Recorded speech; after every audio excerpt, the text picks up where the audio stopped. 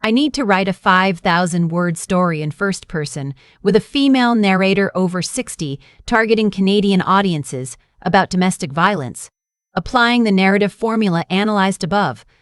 Let me check the used names list and create completely new ones. Used names: Margaret, Daniel, Vivian, Carol, Ruth, Marcus, Tricia, Patricia, Sadie, Tanya, Sergeant Hayes, Helen, Nadia, Garrett, Lynette, Eleanor, Beverly, Joelle, Elbieta.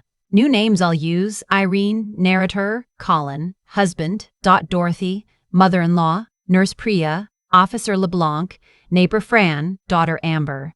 My sister-in-law called me dramatic. That's the word she used, dramatic. The morning after her brother dislocated my shoulder while I was 7 months pregnant with our second child. I had been standing at the kitchen sink washing the breakfast dishes when she said it. She was sitting at my kitchen table drinking my coffee in my house, and she called me dramatic. I didn't say anything back. I just turned around and kept washing the dishes with one arm, because the other one I couldn't lift above my waist without seeing white. I want you to understand something before I tell you the rest of this. I was not a naive woman. I was 53 years old when I finally sat down and told this story to anyone outside of my own head. I had a university education. I had worked as a bookkeeper for 14 years. I had my own RSP, my own car, my own credit history. I was not the woman people imagine when they think about who stays. I know that now, and I knew it then, and it didn't matter even a little bit. His name was Colin. I met him when I was 28, at a Canada Day barbecue at a friend's place in Oakville. He was the kind of man who fills up a room without being loud about it. Quiet confidence, my mother called it the first time she met him. She liked him immediately. Most people did. We dated for 2 years before he asked me to marry him. In those 2 years, I can count on one hand the moments that should have told me everything. He went very quiet. Not sad, not tired, but cold. When I laughed too long at something another man said at a party. He once drove past my workplace without telling me, just to see if my car was there. When I asked him about it later casually, he said he'd been in the neighborhood and thought about surprising me with lunch. He said it so warmly I almost felt guilty for asking. I filed those moments away somewhere small and told myself every relationship had friction. We got married in September at a small ceremony in Burlington. His mother, I'll call her by what she was to me, my mother-in-law, flew in from Winnipeg. She was a tall woman, thin in a way that seemed deliberate, and she had the same quality Colin had, filling up space without appearing to try. She hugged me at the reception and whispered that she hoped I knew how lucky I was. I laughed, because I thought it was a joke. She wasn't laughing. The first year was genuinely good. Or maybe I just couldn't see yet what I was looking at. Our daughter Amber came along, 14 months after the wedding. I had gone back to work part-time when Amber was 5 months old, and Colin didn't like it. He didn't say he didn't like it. He said he was worried, that daycare was expensive, that it seemed like a lot of stress for a little extra money when he was making enough. I told him I needed to work, not for the money exactly, but because I needed somewhere that was mine. He looked at me in a way I can only describe as patient, the way you look at someone who has said something slightly foolish, and he said he understood. I cut back to 2 days a week. By the time I was pregnant with our second, I had stopped working entirely. It had happened so gradually I couldn't point to the moment it became final. My mother-in-law visited twice a year, and each visit lasted 3 weeks. She rearranged my kitchen cupboards the first time and told me it made more sense this way. I moved everything back after she left. She moved it all again the next visit. After the third time, I left it her way. I need to tell you about the 6 months before everything broke open, because those 6 months were their own kind of education. Colin had been passed over for a promotion at his firm, an engineering company outside Hamilton. He didn't talk about it much, but I felt it in the house the way you feel a change in pressure before a storm. He slept less. He was short with Amber in the evenings in a way that frightened me more than anything he'd ever done to me. Because Amber was 4, and she started going very quiet around him too, the way children do when they've learned something adults haven't said out loud. His mother arrived in March. She was supposed to stay 2 weeks. She was still there in the 5th week when I asked Colin, quietly, after dinner, if we could talk about her visit winding down soon. I said it as carefully as I have ever said anything in my life. I explained that the house felt crowded, that Amber's routine was off, that I was 32 weeks along and finding it hard to sleep with the guest room wall directly beside our bedroom. He didn't answer me right away. He picked up his glass of water and drank from it and set it back down on the table. Then he said, his voice low and completely flat, "You're asking me to throw my mother out." I said I wasn't asking that. I said I was asking if we could set a date together. He said his mother had given up her own plans to come and help us, and that I was acting like a child who didn't know how good she had it. I went to bed. He slept on the couch. In the morning, it seemed to pass. It didn't pass. 2 weeks later, his mother and I were alone in the kitchen on a Sunday afternoon. Colin was in the backyard with Amber, pushing her on the swing set. I was making a pot of soup, lentil from scratch, because by that point I cooked everything from scratch because it was one of the remaining things I could do the way I chose to do it. His mother was sitting at the kitchen table reading a magazine, and she looked up and said, very casually, that I'd been distant lately, and that Colin had noticed, and that she worried I didn't appreciate what I had. I don't know what happened in me exactly. Something just ran out. I told her calmly that I loved her son, but that this was my home and I needed her to stop treating it otherwise. The screen door opened. Colin had heard enough. What happened next I have gone over 10,000 times in the years since, trying to find the moment I could have done something different, and I have never found it. He walked in from the backyard and told me, his voice rising in a way I'd never heard before, that I would not speak to his mother that way, that she had sacrificed for this family, that I was selfish and ungrateful, and that he was tired of it. I said his name. Just his name. He grabbed me by the arm, my right arm, and when I pulled back, he shoved me into the counter. I hit it with my hip first and then my shoulder, and I went down sideways, and I felt something wrong happen in my shoulder the moment I hit the edge of the cabinet on the way to the floor. The sound I made was not something I recognized as coming from me. Amber was standing in the doorway. She had followed him inside. She was 4 years old, and she was looking at me on the kitchen floor, and she didn't make a sound. His mother called 911. That part surprises people, but she did. She stood in my kitchen and called 911 and said there had been an accident. An accident. That was the word she chose. Colin helped me up off the floor. His hands on my arm made the pain so enormous I couldn't speak. He was very gentle. He kept saying I was okay, that everything was okay, and a voice meant for Amber as much as for me. Amber came and stood against my leg and I held her head with my good hand and I told her it was okay. Mama was okay. She didn't cry. That scared me more than anything. The paramedics came and I told them I had slipped. I don't remember choosing to lie. I think I simply could not imagine what the truth would set in motion. Colin was standing right there. My mother-in-law was standing right there. Amber was looking at me. I was 7 months pregnant. The word that was loudest in my head was not help. It was consequences. They took me to the hospital in Hamilton. Colin rode with me. At the ER, they did an ultrasound on the baby first, and I remember watching the screen and waiting, and I couldn't breathe until the technician said she was fine, that the baby's heart rate was strong, and only then did I start to cry. Colin squeezed my hand. I didn't pull it away. A doctor came and looked at my shoulder. Partial dislocation. He asked me what had happened and I said I slipped in the kitchen, that the floor was wet, that I'd hit the counter on the way down. He looked at the injury for a moment and then at me and wrote something in his notes and left. I didn't understand what that note was yet. A nurse came in about 20 minutes later. Her name was Priya. I know because I looked for her afterward, years later, and I found her. And I told her what that afternoon meant, but I didn't know her name then. She was just a woman with a dark braid and a lanyard with the hospital logo who pulled the curtain closed behind her and looked at my husband and said, very professionally, "Sir, I need to take her blood pressure and have a few words with her about the baby's positioning. It's easier with less distraction in the space. There's a family lounge at the end of the hall." Colin looked at her. She looked back at him. She had her clipboard and she was already making a note on it, and she did not look away from his face. He left. She waited until his footsteps faded down the hall. Then she sat down in the chair beside my bed and she said, quietly and without any drama at all, "I'm not actually here about the blood pressure. I need you to tell me what really happened today." I looked at her and I said I had slipped. She said, "Okay." She didn't argue. She just said, "I need to let you know that the bruising pattern on your shoulder and hip is inconsistent with a fall. I'm required to document that." I'm also required to document that. I'm also required to tell you that you have the right to speak with a social worker today and that there is a private line you can use from this room. And that anything you tell me is confidential and does not require your husband to be present."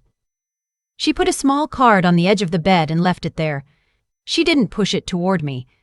She just left it. I looked at that card for a long time. She said one more thing before she stood up. She said, "You came in alone with the paramedics. Was there a child in the home when this happened?" I said yes. She wrote something down and she said, "I'm going to ask your husband to wait in the family lounge a little longer while we do a full prenatal assessment. That gives you some time if you need it."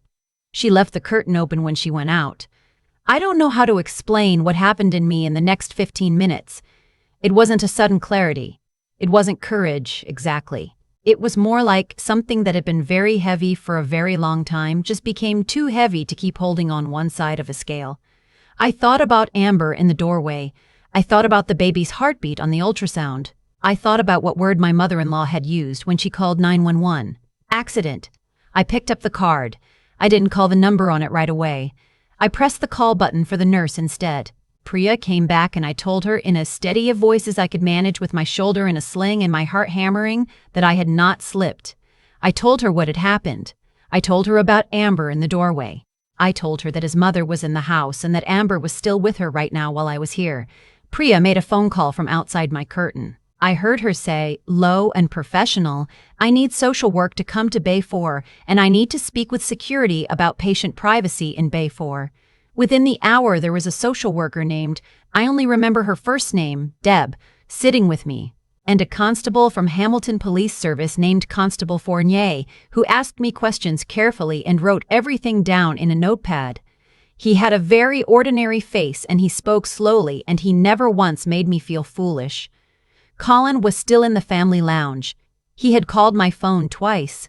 I had not answered. I asked about Amber. Constable Fournier made a call and told me that a patrol car would do a wellness check at the house. My mother-in-law was there. I asked if that was a problem and he said, carefully, that they would make sure Amber was safe and that if I was ready to make a formal statement, my daughter could be brought to the hospital to be with me. I was ready. I don't want to rush over this next part as though it were simple, because it was the hardest thing I have ever done in my life. And I say that as someone who has since sat with a dying parent and raised 2 children on my own and rebuilt a life from almost nothing. Giving that statement was the hardest thing. Because Colin had not always been the man on the kitchen floor. Because I was 7 months pregnant and I did not know yet where I would sleep that night. Because I had been married for 5 years and I had to locate every single part of myself that existed before those 5 years and ask her whether she was still there. She was. Constable Fournier left and came back and told me that Colin had been located and that he had been asked to come to the station for questioning. He said it matter-of-factly, the way you say something that is both enormous and also just the next step in a process.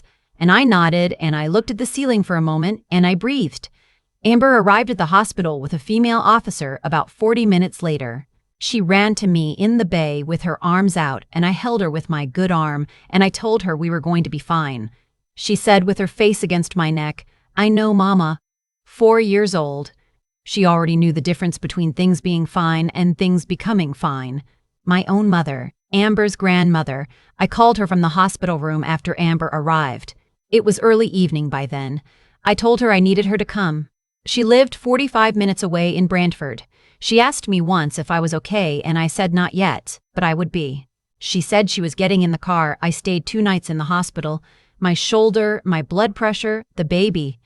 When I was discharged, I went to my mother's house. My sister, she lives in Guelph, drove down and helped me collect some things from the house on a morning when a victim services worker from the Crown Attorney's office had confirmed Colin would not be there. Colin was charged. I won't give you all the legal details because they stretched over more than a year and they are their own kind of exhausting, but he was charged. My mother-in-law went back to Winnipeg the week after. I never saw her again in person. She sent one email to Colin's email address that she seemed to think I might see, something about me keeping her away from her grandchildren. I did not respond. My daughter, the baby, was born healthy in late May at McMaster Children's Hospital. I named her Frances after my grandmother.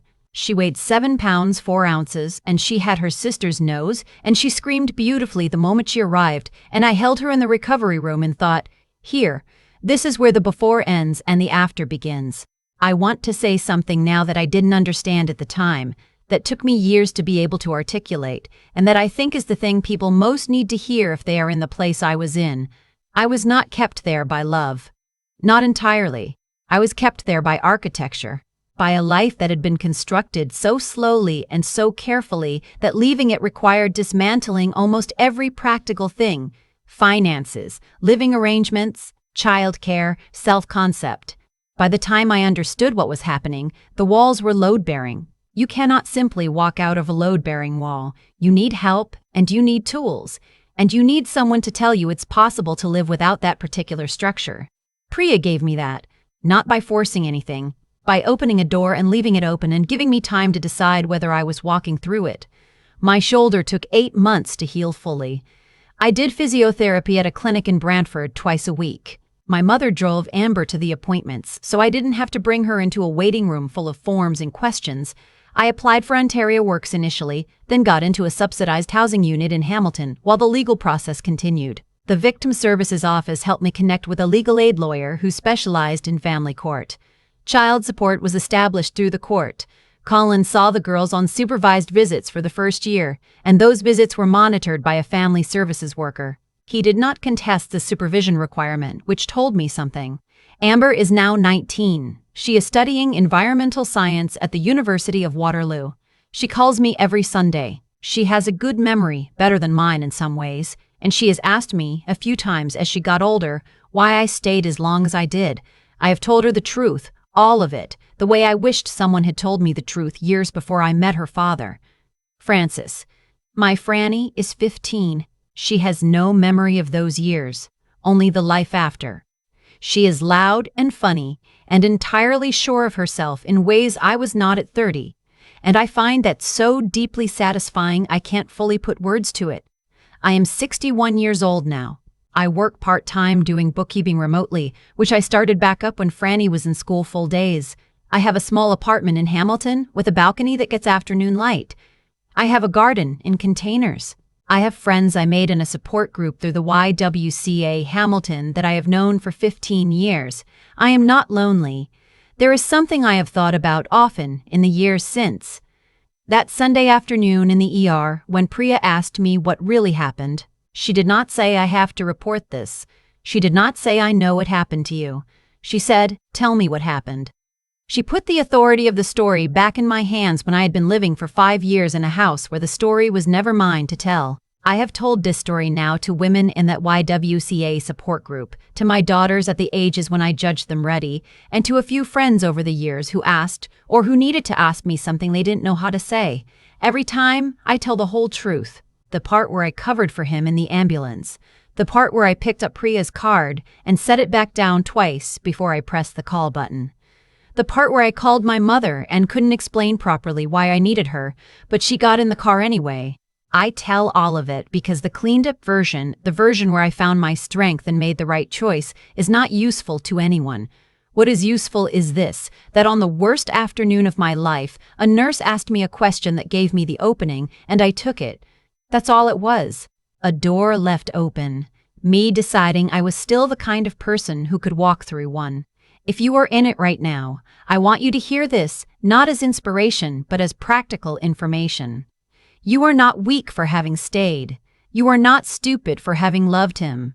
You are not responsible for having believed the version of him that existed before the version you're living with now. You are allowed to leave. It does not have to be dramatic or perfect or fully planned. It can begin with picking up a card. In Canada, if you need help, the Assaulted Women's Helpline is 1-866-863-9511. It's confidential. They speak multiple languages. They will not tell you what to do. They will help you figure out what you already know. My name, for this story, doesn't matter. I am someone's mother and someone's daughter and someone who was on a kitchen floor in Hamilton, Ontario one Sunday afternoon in March, and who is sitting on a balcony with afternoon light right now. That is enough. I've spent a lot of time thinking about cause and effect, not in any grand or spiritual sense. Just the plain, unglamorous version of it that you can see clearly once you have enough distance from something. Colin didn't become who he was on that Sunday afternoon in March. He had been becoming that person for years, and I had been, not ignoring it exactly, but narrating it differently, giving it softer names. Friction, stress, a rough patch. The words we choose for things shape what we allow to continue. And I chose words that kept me in place long past when I should have moved. That's the part I wish someone had told me before I lived it. Not that he was dangerous. Somewhere in me I knew that before I had language for it. But that my own intelligence was being used against me. I was a bookkeeper. I understood systems, patterns, numbers that told stories if you read them right. And still, I could not read what was directly in front of me, because I had been gradually taught not to trust my own reading of things. That's not stupidity. That is a very deliberate architecture, built quietly over years, and it works precisely because it targets the part of you that is careful and thoughtful and doesn't want to be unfair. What I know now, what Amber has heard me say more than once because I think it is worth repeating, is that intelligence alone is not protection. You can be the sharpest person in a room and still be in a room you shouldn't be in. What protects you is being willing to name what you see, even when naming it has a cost. That willingness is its own kind of muscle, and like any muscle, it weakens if you stop using it. Colin didn't take my confidence in one dramatic moment. He took it in increments, over years, and the increments were small enough that I kept adjusting instead of stopping. Priya gave me back the beginning of that muscle. Not by rescuing me. I want to be clear about that because I think the rescue narrative does a disservice to every woman who has ever had to find her own way out. She gave me a question and some space and a card on the edge of a bed. What I did with it was mine. That matters to me. It still matters, 15 years on. Amber is 19 now, and she is one of the most clear-eyed people I have ever known. I don't take credit for that. She came into the world with something fierce already in her. But I do think that watching her mother stop lying down and start standing back up left a mark. Children see more than we protect them from. The question is only what they see us do with what's hard. Frances has never known the before. She knows me as I am now, a woman with a balcony garden and a part-time job she actually chose, and 15 years of friendships that no one can take away. She thinks I'm pretty funny. She asks good questions. She is not afraid of me, and I am not afraid of her, and that ordinary, unremarkable ease between a mother and her daughter is the thing I would have lost if I had stayed. That's the whole of it, really. Not a lesson in the tidy sense, just a true account of what one choice cost and what another one returned.